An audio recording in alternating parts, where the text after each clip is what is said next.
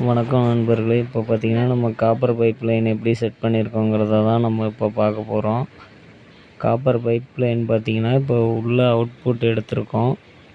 இது பார்த்தீங்கன்னா பாருங்கள், நல்லா ஹெவியான காப்பர் பைப்பாக நம்ம போட்டிருக்கிறோம். இதில் பார்த்தீங்கன்னா என்சி வால்வு வந்து ஜாயிண்டிங் கொடுத்துருக்குறோம். இது பார்த்தீங்கன்னா இந்த பக்கம் இருந்து அடி ஸ்கொயர் பிட்லேருந்து எடுத்திருக்கோம். பாருங்கள், இந்த சைடு இருந்து உள் சைடு வரைக்கும் காப்பர் பைப் லைன் வந்து எடுத்திருக்கோம். நம்ம கேஸ் பைப் லைனு இது பார்த்தீங்கன்னா பாருங்கள், அப்படியே உள்ள ஜாயிண்ட்டு கொடுத்துருக்கோம். நம்ம கேஸ் அடுப்புக்கு பாருங்கள் ஜாயிண்ட்டு கொடுத்துருக்கு.